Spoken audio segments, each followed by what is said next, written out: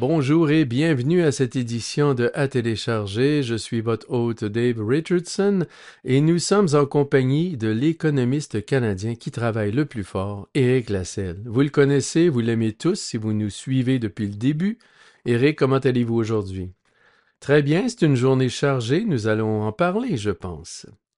Éric refusait de participer à l'émission aujourd'hui. Il a fallu que je le menace avec un droit de douane de 25% pour qu'il accepte.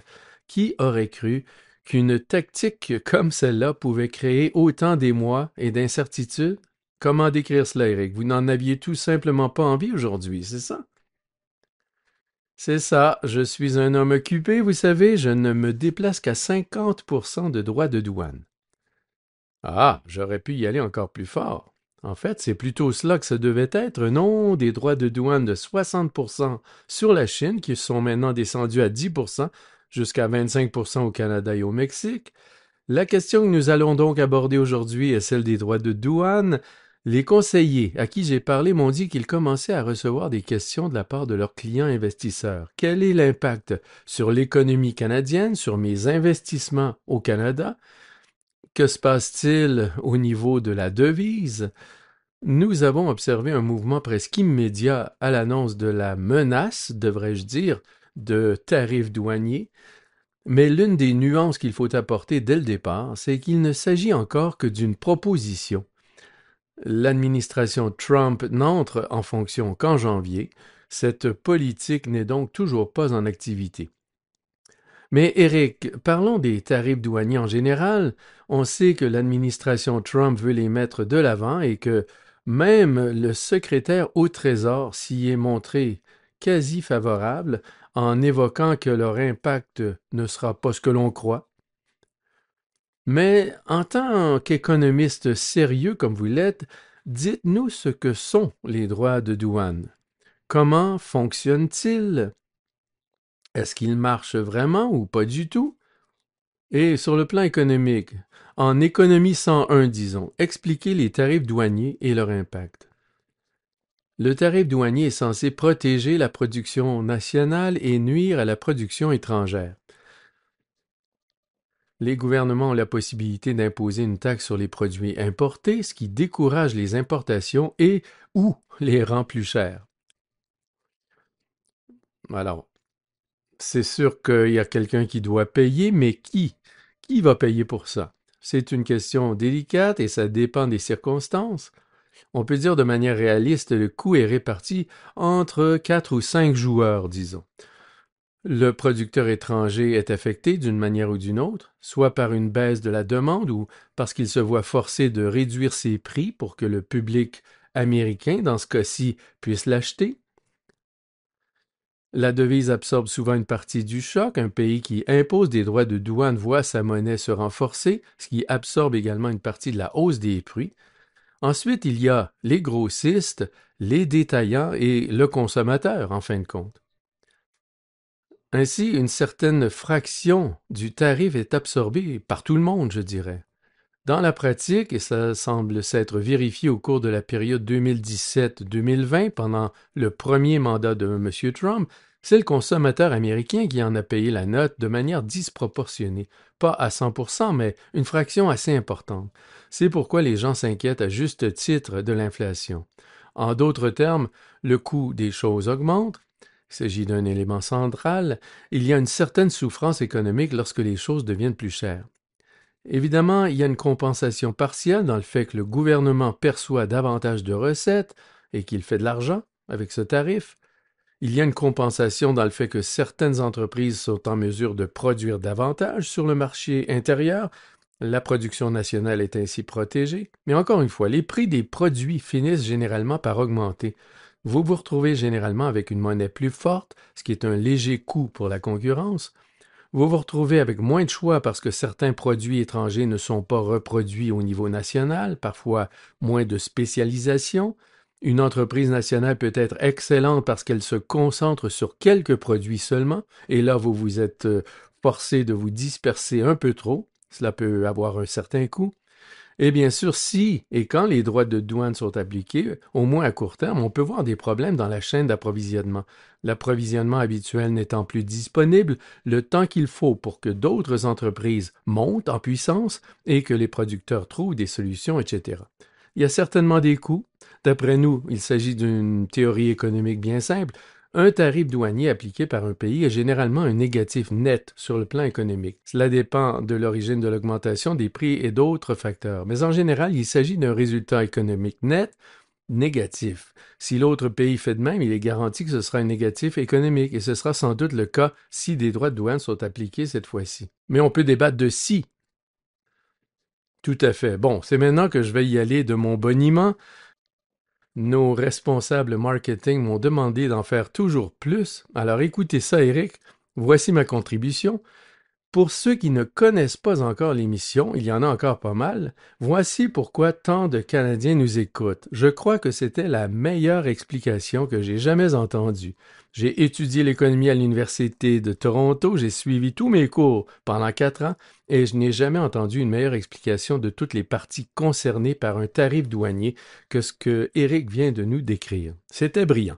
Alors, si vous aimez ça, donnez-nous un commentaire 5 étoiles, abonnez-vous à l'émission, regardez-nous sur YouTube et apparemment sur LinkedIn. Nous aimerions en avoir plus. Parlez-en à un ami. Nous aimerions qu'un plus grand nombre de personnes apprennent d'Éric Lasselle ce que sont les droits de douane et leur impact. Alors, Éric, cela m'amène à vous poser la question que vous vouliez. Est-ce que cela va vraiment se produire pour vrai? Tout d'abord, disons qu'il y a eu une véritable lune de miel pour Trump jusqu'à présent, du moins au niveau du marché et même dans le contexte des prévisions économiques. Les gens sont enthousiasmés par les réductions d'impôts, la déréglementation et la renaissance des esprits animaux, je dirais. Je regarde le S&P 500 qui vient tout juste de dépasser les 6000 points. L'excitation est palpable. Mais nous avons toujours su qu'à ces politiques favorables au marché s'ajoutaient des risques comme la réduction de l'immigration et l'augmentation des droits de douane. Ce sont les éléments les plus négatifs d'un point de vue économique. Nous avons toujours su qu'ils viendraient, nous avons fait nos hypothèses et le marché a fait les siennes quant à leur ampleur, et nous sommes toujours d'avis que nous n'aurons pas la totalité des droits de douane de 60% imposés par Trump à la Chine et de 10% imposés au reste du monde. Nous sommes toujours sceptiques à ce sujet, mais il y a une certaine incertitude. Aujourd'hui, c'est un peu la consternation alors que les propositions les plus inquiétantes sont avancées. Il est assez déroutant de voir que le Canada et le Mexique sont soudainement menacés par des droits de douane de 25%. Ne parlait-on pas de 10%? Quant à la Chine, on en avait parlé de 60% et soudain, il s'agit de 10%. On verra bien ce qu'il en sera en fin de compte, mais je reste d'avis qu'il serait surprenant que nous obtenions des droits de douane de 25% pour le Canada et le Mexique, et certainement pas sur tout.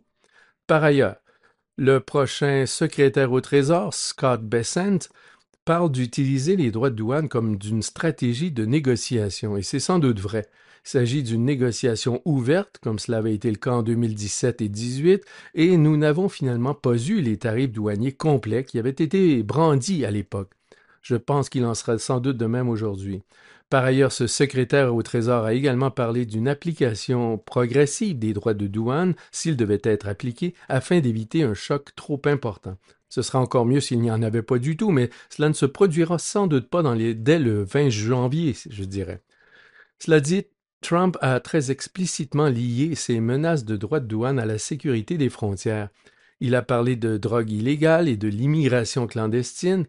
Il y a deux idées à retenir ici. La première, c'est que si ces pays arrivent à satisfaire les États-Unis sur ces fronts et contribuer à contrôler ce flux ou ce type de flux, les droits de douane ne sont plus envisagés ou alors sous une forme réduite ou plus ciblée. Par ailleurs, on a parlé du Mexique et du Canada dans le même souffle, et c'est logique. Il y a l'accord commercial ACEUM qui lie les trois pays. Mais en réalité, quand on parle des flux de drogue et d'immigrants illégaux, il s'agit surtout d'un phénomène américano-mexicain. Ce n'est pas le cas à 100%, mais beaucoup plus orienté de ce côté. Je pense donc que c'est sur ce point que l'accent sera mis. Mentionnons qu'en raison de cet accord commercial, il est techniquement interdit d'appliquer des droits de douane les uns aux autres. En théorie, c'est illégal.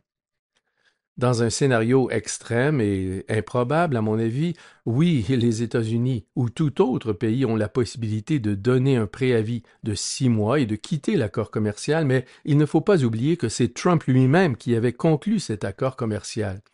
À ses yeux, cet accord n'est certainement pas aussi mauvais que certains autres. Dans certaines situations, il est vrai que les États-Unis disposent d'une législation qui leur permet, comme Trump l'avait fait la dernière fois, d'appliquer des droits de douane. Par exemple, pour la sécurité nationale, ou dans le cas d'anti-dumping, ou avec l'application de droits compensateurs. Si quelqu'un frappe les États-Unis avec un droit de douane, il est autorisé à le faire. Mais ce n'est pas le cas ici. Souvenez-vous de l'épisode avec le bois d'œuvre canadien, on en a fait, à tort ou à raison, une accusation d'anti-dumping. Le bois d'œuvre canadien est actuellement soumis à des droits de douane de 15% et je crois qu'ils ont été augmentés il n'y a pas si longtemps. Alors oui, ce genre de choses peut arriver même si personne ici n'y avait vu quoi que ce soit d'illégal. La situation est délicate parce qu'il s'agit de terres publiques et des droits de coupe sont payés, ce qui rend très vite confuse la question de savoir quel serait le taux de marché approprié. Mais le plus important est la question de la sécurité nationale. Elle peut être interprétée de manière très large. Lors du premier mandat de Trump, l'acier et l'aluminium ont été interprétés comme relevant de la sécurité nationale. Si vous voulez fabriquer des chars d'assaut et des armes, vous auriez besoin d'un approvisionnement fiable en acier et en aluminium. Le Canada avait été menacé d'une telle mesure, mais il n'a finalement pas été touché, pendant un certain temps en tout cas. Dans la mesure où les droits de douane étaient compromis, on pourrait imaginer que de telles choses se produisent, mais je n'y crois pas vraiment. Le Canada s'adapte à un certain nombre de demandes américaines, qu'il s'agisse d'ouvrir un peu plus les secteurs de gestion de la chaîne d'approvisionnement avec les produits laitiers ou autres. Et c'était un point de pression la dernière fois. Le bois d'œuvre sera probablement à nouveau un point de pression. L'augmentation significative des dépenses militaires du Canada sera aussi un point de pression. Il semble que le renforcement de la sécurité aux frontières pourrait également en être un. C'est assez ironique parce que le plus gros du trafic de munitions et d'armes illégales au Canada provient des États-Unis. De même, on pense qu'il pourrait y avoir un risque d'afflux d'immigrants sans papier des États-Unis vers le Canada. On peut penser que la sécurité aux frontières est plus importante du point de vue canadien que du point de vue américain.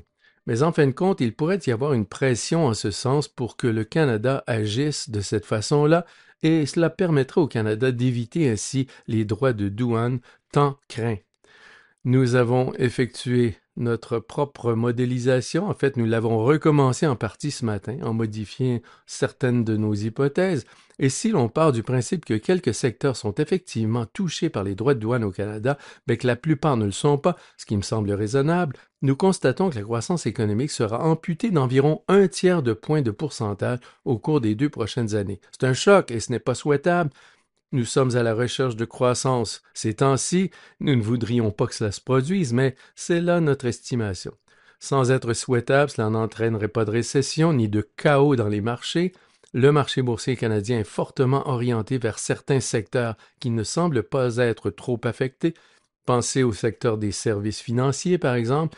Il ne semble pas que des droits de douane soient particulièrement axés sur les services. Si l'on pense au secteur des ressources, les choses deviennent un peu plus floues, je dirais. J'ai vu un analyste suggérer que les métaux de base pourraient être affectés par un tarif douanier. On verra bien. Je suis assez sceptique à ce sujet. Mais ce qu'il faut retenir au final, c'est que les marchés canadiens ne sont pas aussi directement touchés qu'on pourrait le penser. Oui, c'est vrai. Et si la stratégie ultime consiste à stimuler la croissance aux États-Unis, l'entourage de Trump, d'un point de vue économique, est composé de gens qui se décrivent eux-mêmes comme des pro-croissance, je dirais. L'objectif est de stimuler la croissance. Il a fait campagne sur l'économie et l'immigration clandestine. Si vous regardez les sondages à la sortie des bureaux de vote, ce sont deux des principaux facteurs qui ont poussé les gens à voter pour lui. Il n'est donc pas surprenant d'associer les deux, c'est en quelque sorte un mélange parfait. Vous n'êtes toujours pas au pouvoir comme tel, mais vous pouvez donc utiliser cette stratégie comme un stratagème de négociation. À ce stade, il s'agit d'une menace. Nous avons un accord commercial, l'ACEUM, que M. Trump a souvent qualifié de meilleur accord commercial jamais négocié. Toute cette spéculation semble se faire en dehors de cet accord, mais vous mettez les pièces du puzzle ensemble et comme vous l'avez dit, l'impact global, sans être nul, n'est peut-être pas si énorme que ça. Et ces tarifs auront-ils vraiment lieu au final? Cela dit, le dollar canadien s'est déjà affaibli, les gens ont réagi en se montrant un peu plus inquiets qu'auparavant. Comme vous l'avez dit, cette période de la lune de miel en question. Et maintenant, on se demande où cela va nous mener exactement. On verra bien ce que ce sera réellement. Ça pourrait finir par quelque chose de pas si mauvais. Nous avons eu toute une campagne où l'on parlait d'un tarif de 10% et puis soudain le chiffre de 25 nous est tombé dessus. Je pense donc un peu de scepticisme de mise. Certains experts ont spéculé que si le Mexique était la cible la plus évidente, Trump aurait décidé d'y inclure le Canada en partie parce que, bien sûr, oui, l'Amérique du Nord a conclu cet accord commercial, mais aussi parce qu'il pourrait s'en prendre à M. Trudeau, dont il n'est apparemment pas un grand fan à l'approche de l'élection. Nous verrons si c'est le cas. Pour moi, l'action sera certainement mise sur le Mexique. On verra. Vous savez peut-être qu'en 2026, il sera possible de réexaminer l'accord ACEUM. La meilleure hypothèse est qu'il survivra avec quelques modifications. Il pourrait s'agir de modifications exigeant des normes minimales de travail ou des coûts salariaux minimaux, par exemple, en réduisant indirectement la capacité du Mexique à bénéficier d'un avantage considérable par rapport à ses homologues des pays développés. Mais il n'est pas inconcevable que dans quelques années, l'ACEUM n'existe plus. Il pourrait exister un accord bilatéral entre le Canada et les États-Unis, puis un autre avec le Mexique, qui serait moins favorable à la production chinoise exportée vers les États-Unis, par exemple. Il s'agit là aussi d'une spéculation, mais nous pourrions assister à ce type de débat. Mais le Canada a une base de coûts très similaire à celle des États-Unis. La balance commerciale du Canada est également très similaire à celle des États-Unis. Ce n'est pas la cible la plus évidente. Un des points positifs du Canada est qu'il est le premier partenaire commercial de plusieurs États américains. Un grand nombre d'entreprises américaines et de politiciens seront dans la cour du Canada pour faire valoir leurs arguments en faveur du maintien de ces liens commerciaux avec le Canada. Et il convient que noter que certains de ces États sont des États charnières dans l'élection présidentielle. Je voudrais revenir sur un point très important et m'assurer que les personnes qui nous écoutent l'ont bien saisi, à savoir la composition du marché boursier canadien.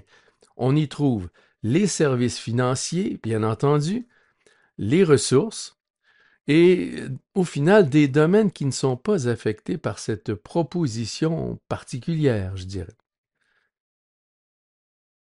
Certaines des politiques autour de la déréglementation, pensez à Drill Baby Drill par exemple, pourraient se faire en faveur de l'oléoduc Keystone XL.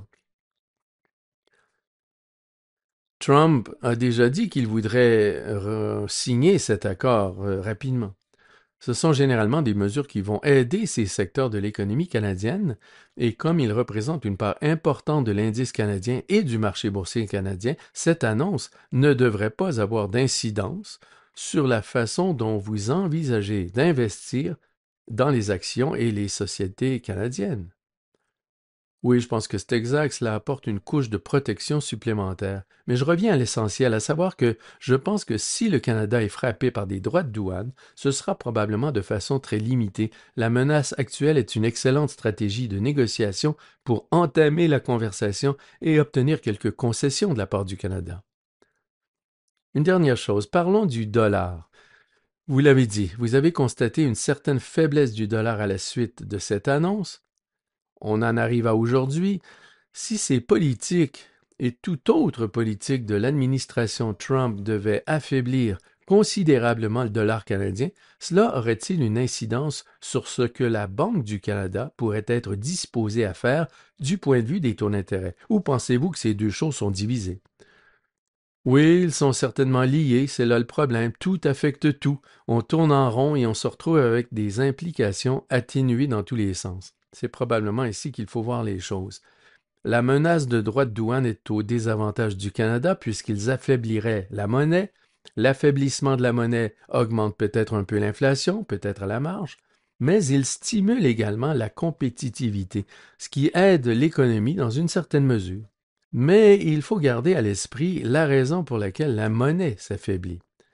Elle s'affaiblit parce que l'on craint qu'une partie de l'économie canadienne ne bénéficie soudainement plus de la demande étrangère dont elle jouit normalement. Il y a donc des défis économiques à relever. Ainsi, dire que cette baisse de la monnaie signifie que la Banque du Canada doit moins réduire ses taux, ce qui est l'idée sous-jacente, reviendrait à suggérer que la monnaie peut être déjà allée trop loin. Il est difficile d'évaluer ces choses et de juger des probabilités et de l'ampleur exacte des droits de douane, mais je dirais que nous observons des mouvements d'1 ou de 2 points de pourcentage ici et là. Je ne vois rien qui change radicalement la trajectoire de la politique monétaire au Canada. Le fait que la Fed suive une trajectoire légèrement plus lente en dit peut-être un peu plus long, et nous avons tous légèrement revu à la baisse nos prévisions de réduction des taux sur la base d'un certain nombre de développements. Mais je ne pense pas que l'évolution de la devise elle-même change trop la donnée à ce stade. C'est aussi une cible mouvante. Nous avons vu des attentes pour des baisses de taux augmenter, puis baisser à nouveau. Alors, quoi qu'il en soit, Eric, merci d'être intervenu. Aujourd'hui, voilà le genre de choses que nous faisons à cette émission, parce qu'Éric est si généreux de son temps. Nous sommes au fait de ce qui préoccupe les investisseurs canadiens. Nous pouvons faire intervenir Éric et nos autres experts très rapidement pour aborder ces questions. Encore une fois, j'ai trouvé que l'explication de l'impact des droits de douane sur les différentes parties prenantes était absolument brillante. Alors Éric, merci comme toujours d'être aussi excellent et de toujours dire oui lorsque nous vous invitons à l'émission. Avec grand plaisir. Je vous remercie. Au revoir à tous. Cet enregistrement a été fourni par RBC Gestion mondiale d'actifs Inc. à des fins d'information seulement et ne constitue pas un conseil de placement ou un conseil financier. Vous devriez consulter vos propres conseillers juridiques, comptables, fiscaux, en placement ou en planification financière avant d'effectuer toute opération.